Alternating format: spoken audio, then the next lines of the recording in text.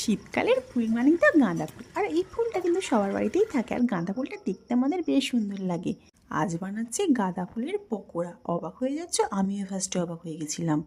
এই দিল ধরতে ধরতে আমার ডিমগুলো সব ফাটিয়ে দিল। প্যাকেট শুধু থপ করে ফেলে দিল, সব ভেঙে গেল। কি যে করি পুচকে সোনাকে নিয়ে। ফুল দিয়ে তো পুজো হয়, আর গাছে থাকলে ফুল ভীষণ সুন্দর লাগে দেখতে। সেই ফুল দিয়ে যে আজকে পকোড়া বানাতে হবে ভিডিও করে ভাবতেই পারিনি। তার জন্য ফুলগুলোকে কিন্তু ঝরিয়ে নিয়েছি, তারপরে কিন্তু বেসমের সঙ্গে পেঁয়াজ মশলা সব কিছু দিয়ে মেখে নিলাম। এই পুচকে সোনা আজকে আমাকে ছাড়েনি, আর আমার সঙ্গে ভিডিও বানাতে বানাতে বেশ এক্সপার্ট হয়ে গেছে। দেখতে পাচ্ছ? চলো আমার একটুখানি ছোটো মিনি কিচেনে রান্না বান্না করছি, মানে গাঁদা ফুলের পকোড়াটা আজকে এখানেই বানাচ্ছি। চলো আমার পকোড়া তো রেডি, এবার খেয়ে দেখার বেলা কেমন হয়েছে। আমার তো ভীষণ ইচ্ছে করছে, ফার্স্ট টাইম খাবো, কেমন হবে দেখি চলো। তার আগে তোমরা যারা এখনও চ্যানেলটি সাবস্ক্রাইব করো, প্লিজ সাবস্ক্রাইব করে আমার পাশে দেখো। আর কোন জায়গা থেকে দেখছো ভিডিওটা অবশ্যই কমেন্টে বলো। তো খেতে তো ভীষণই সুন্দর হয়েছে, বুঝতে পারিনি গাঁদা ফুলের পরাও কি এত সুন্দর হবে।